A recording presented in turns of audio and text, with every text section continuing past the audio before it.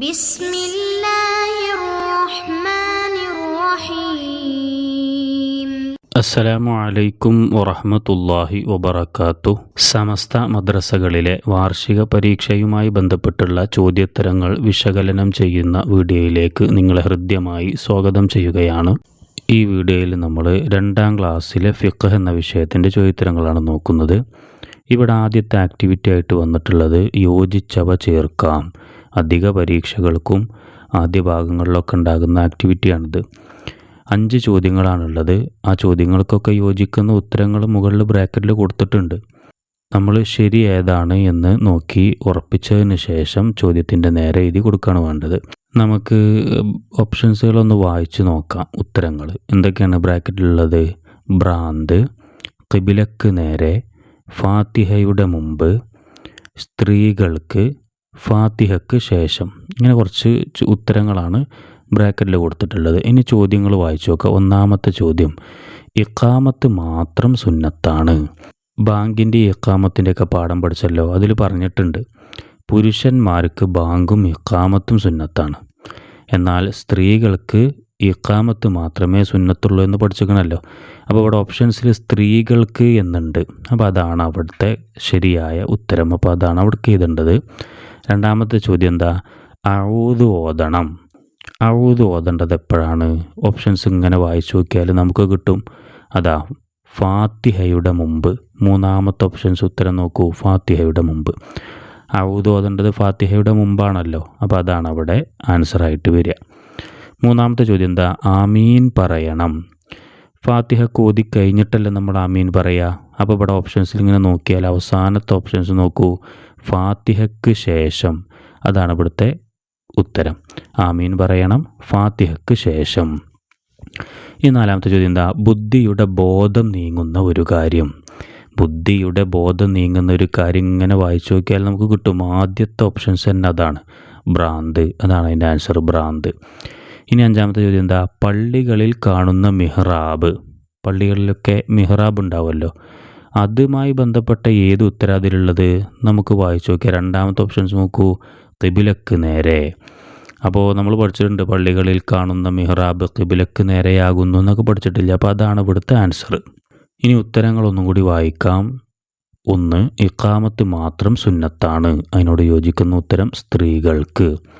2, അഊദ് ഓതണം. അതിനോട് യോജിക്കുന്നത് ഫാത്തിഹയുടെ മുമ്പ്.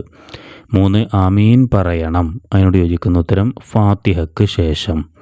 4ാമത്തെ ചോദ്യം, ബുദ്ധിയുടെ ബോധം നീങ്ങുന്ന ഒരു കാര്യം. അതിനോട് യോജിക്കുന്ന ഉത്തരം ഭ്രാന്ത്.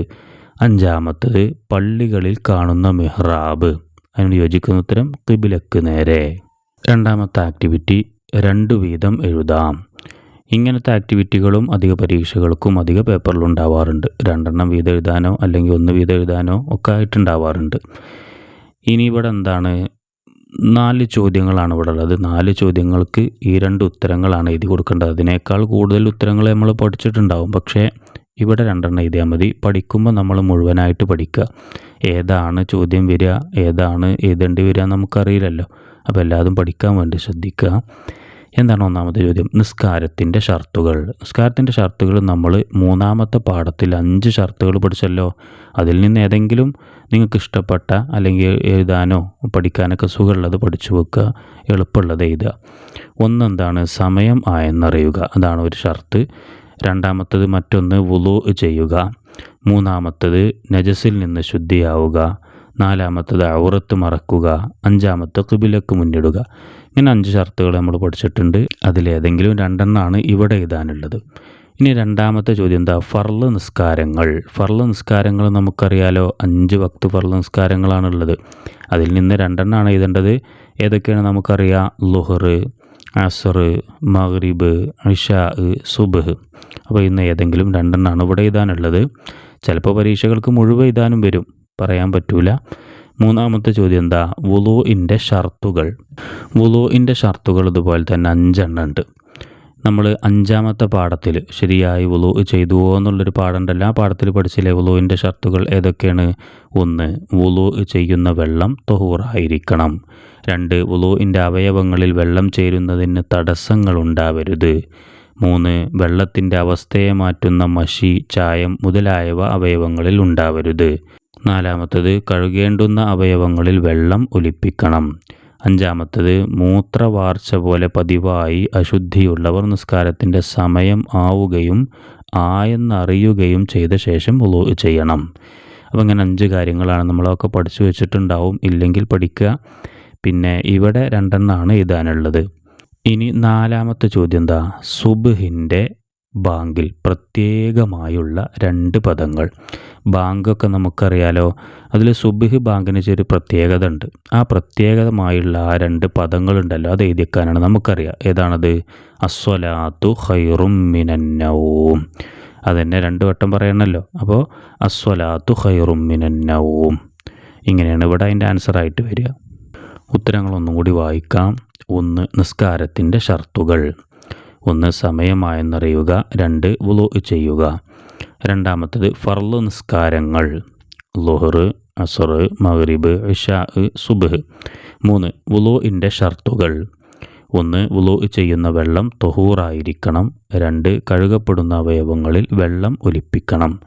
4ാമത്തെ ചോദ്യം: സുബ്ഹിൻ്റെ ബാങ്കിൽ പ്രത്യേകമായുള്ള 2 പദങ്ങൾ. അതിൻ്റെ ഉത്തരം അസ്വലാത്തു ഖൈറും മിനന്നൗം, അസ്വലാത്തു ഖൈറും മിനന്നൗം. ഇനി 3ാമത്തെ ആക്ടിവിറ്റി എന്താ? ഉത്തരം എഴുതാം. 5 ചോദ്യങ്ങളുണ്ട്. ആ ചോദ്യങ്ങളൊക്കെ വായിച്ചു നോക്കി അതിൻ്റെ കൃത്യമായ ഉത്തരം എഴുതി കൊടുക്കുകയാണ് വേണ്ടത്. ഇവിടെ എന്താണ് 1ാമത്തെ ചോദ്യം? നിസ്കാരത്തിൽ ഫാത്തിഹയ്ക്ക് ശേഷം സൂറത്തുകൾ ഓതണം. ഏത് റക്അത്തുകളിൽ? നമ്മൾ നിസ്കരിക്കുന്ന സമയത്ത് ഫാത്തിഹ ഓതുമല്ലോ. ഫാത്തിഹ ഓതി കഴിഞ്ഞതിന് ശേഷം സൂറത്ത് ഓതൽ സുന്നത്താണ്. അത് ഏതൊക്കെ റക്അത്തുകളിലാണ്? ഫാത്തിഹ നമ്മളെല്ലാ റക്അത്തുകളിലും ഓതൽ നിർബന്ധമാണ്. എന്നാൽ സൂറത്തുകൾ ഏതൊക്കെ റക്അത്തുകളിലാണ് ഓതേണ്ടത്, ഓതൽ സുന്നത്തുള്ളത്? അതിൻ്റെ ഉത്തരം ആദ്യത്തെ 2 റക്അത്തുകളിൽ. ആദ്യത്തെ 2 റക്അത്തുകളിലാണ് സൂറത്ത് ഓതൽ സുന്നത്തുള്ളത്. ഇനി 2ാമത്തെ ചോദ്യം എന്താ? നിസ്കാരത്തിൽ അനക്കം അടങ്ങണം എവിടെയെല്ലാം? നിസ്കാരത്തിൻ്റെ ഫർളുകൾ നമ്മൾ കുറേ എണ്ണം പഠിച്ചിട്ടുണ്ട്. അതിലൊന്നാണ് അനക്കം അടങ്ങൽ. തുമനീനത്ത് എന്നാണ് അറബിയിൽ പറയാം. അതെവിടേക്കാണ് നമ്മളങ്ങനെ ചെയ്യേണ്ടത്? അതിൻ്റെ ഉത്തരം റുക്കൂഅ്, ഇഅ്തിദാല്, 2 സുജൂദ്, ഇടയിലെ ഇരുത്തം. ഇവിടൊക്കെയാണ് അനക്കം അടങ്ങേണ്ടത്. അപ്പോൾ അതൊക്കെയാണ് അവിടെ ആൻസറായിട്ട് വരിക. ഇനി 3ാമത്തെ ചോദ്യം എന്താ? നിസ്കാരത്തിൽ സുജൂദിൽ 3 പ്രാവശ്യം ചൊല്ലണം എന്ത്? നമുക്കറിയാലോ, നിസ്കരിക്കുമ്പോൾ റുക്കൂഅ് ചെയ്യും, ഇഅ്തിദാല് ചെയ്യും, സുജൂദൊക്കെ ചെയ്യുമല്ലോ. ഇതിൽ സുജൂദിൽ എന്താ നമ്മൾ ചെല്ലേണ്ടത്? ചിലപ്പോൾ റുക്കൂഅിലായിരിക്കും ചോദിക്കുക, ചിലപ്പോൾ സുജൂദിലായിരിക്കും. അങ്ങോട്ടും ഇങ്ങോട്ടും മാറരുത്. ഇവിടെ സുജൂദിൽ ചെല്ലേണ്ടതാണ് ചോദിച്ചിട്ടുള്ളത്. നമുക്കറിയാം സുബ്ഹാന റബ്ബിയൽ അഅ്ല വബിഹംദിഹി. ഇനി ഇതേ ചോദ്യം റുക്കൂഅിൽ ചെല്ലേണ്ടത് എന്താണെന്ന് ചോദിച്ചാലോ, അപ്പോൾ നമുക്ക് എന്ത് ചെയ്താം? സുബ്ഹാന റബ്ബിയൽ അളീം വബിഹംദിഹി. ഇഅ്തിദാലിലാണ് ചോദിക്കുന്നതെങ്കിലോ റബ്ബനാ ലക്കൽ ഹംദു മിൽ അസ്സമാവാതി വമിൽ അൽ അർളി വമിൽ അമാ ശിഅ്ത മിൻ ഷൈഇൻ ബഅദ്. ഇതൊക്കെ നമ്മൾ പഠിച്ചതാണല്ലോ. ഇനി 4ാമത്തെ ചോദ്യം: റുക്കൂഅിൽ നിന്ന് എന്ത് പറഞ്ഞുകൊണ്ട് ഉയരണം? നമ്മൾ നിസ്കരിക്കുമ്പോൾ റുക്കൂഅക്ക് പോയിട്ട് പിന്നെ അവിടുന്ന് ഇങ്ങോട്ട് ഉയരുമല്ലോ, ഇഅ്തിദാൽ എന്നാണ് അതിന് പറയുക. അത് ഉയരുമ്പോൾ എന്താണ് നമ്മൾ പറയേണ്ടത്? നമുക്കറിയാം സമിഅ അല്ലാഹു ലിമൻ ഹമിദ. അതല്ല പറയേണ്ടത്, സമിഅ അല്ലാഹു ലിമൻ ഹമിദ. ഇനി 5ാമത്തത്: നിസ്കാരത്തിലെ സലാമിൻ്റെ വചനം ഏതാകുന്നു? നിസ്കരിക്കുമ്പോൾ നമ്മൾ അവസാനം സലാം വീട്ടുമല്ലോ. അപ്പോൾ എങ്ങനെയാണ് സലാം വീട്ടേണ്ടത്? അതിൻ്റെ വചനം ഏതാണെന്നാണ് ചോദ്യം. അതിൻ്റെ ആൻസർ അസ്സലാമു അലൈക്കും വറഹ്മത്തുള്ളാഹ് എന്ന് പറഞ്ഞിട്ടാണല്ലോ നമ്മൾ സലാം വീട്ടൽ. അപ്പോൾ അതാണ് അവിടെ ആൻസറായിട്ട് വരിക. ഇനി ഉത്തരങ്ങൾ നമുക്കൊന്നും കൂടി നോക്കാം. 1. നിസ്കാരത്തിൽ ഫാത്തിഹയ്ക്ക് ശേഷം സൂറത്തുകൾ ഓതണം. ഏത് റക്അത്തുകളിൽ? അതിൻ്റെ ഉത്തരം ആദ്യത്തെ 2 റക്അത്തുകളിൽ. 2ാമത്തെ ചോദ്യം: നിസ്കാരത്തിൽ അനക്കം അടങ്ങണം എവിടെയെല്ലാം? ഉത്തരം റുക്കൂഅ്, ഇഅ്തിദാല്, 2 സുജൂദ്, ഇടയിലെ ഇരുത്തം. 3ാമത്തെ ചോദ്യം: നിസ്കാരത്തിൽ സുജൂദിൽ 3 പ്രാവശ്യം ചൊല്ലണം എന്ത്? ഉത്തരം സുബ്ഹാന റബ്ബിയൽ അഅ്ല വബിഹംദിഹി. 4ാമത്തെ ചോദ്യം: റുക്കൂഅിൽ നിന്ന് എന്ത് പറഞ്ഞുകൊണ്ട് ഉയരണം? അതിൻ്റെ ഉത്തരം സമിഅ അല്ലാഹു ലിമൻ ഹമിദ. 5ാമത്തെ ചോദ്യം: നിസ്കാരത്തിലെ സലാമിൻ്റെ വചനം ഏതാകുന്നു? ഉത്തരം അസ്സലാമു അലൈക്കും വറഹ്മത്തുള്ളാഹ്. 4ാമത്തെ ആക്ടിവിറ്റി എന്താ? ക്രമത്തിലാക്കാം. 2 ചോദ്യങ്ങളാണ് ഇവിടെ ഉള്ളത്. അത് രണ്ടും ഓർഡർ തെറ്റിച്ചിട്ടാണ് കൊടുത്തിട്ടുള്ളത്. നമ്മളത് കറക്റ്റ് ഓർഡറിലാക്കി എഴുതി കൊടുക്കുകയാണ് വേണ്ടത്. 1ാമത്തെ എന്താ? അർഹമുർ റാഹിമീൻ റബ്ബി ഗഫിർ വ അൻത വർഹം. അങ്ങനെയല്ലല്ലോ, നമ്മൾ പഠിച്ചിട്ടുണ്ട് ഖുനൂത്തിൻ്റെ അവസാന ഭാഗത്തുള്ളതാണിത്. ഇതെങ്ങനെ ഓർഡർ ആക്കാം? ആദ്യം ഏതാ വരിക? റബ്ബി ഗഫിർ, അതാണ് ആദ്യം എഴുതി കൊടുക്കേണ്ടത്. രണ്ടാമത് ഏതാ? അതിൻ്റെ അവസാനത്തെ ഓപ്ഷൻ, അതാണ് വേണ്ടത്. വർഹം, അതാണ് രണ്ടാമത്. പിന്നെ മൂന്നാമതോ വ അൻത, അതാണ് മൂന്നാമതായിട്ട് വരിക. അവസാനം നാലാമതായിട്ട് എഴുതേണ്ട ഏതാണ്? അർഹമുർ റാഹിമീൻ എന്ന് എഴുതേണ്ടത്.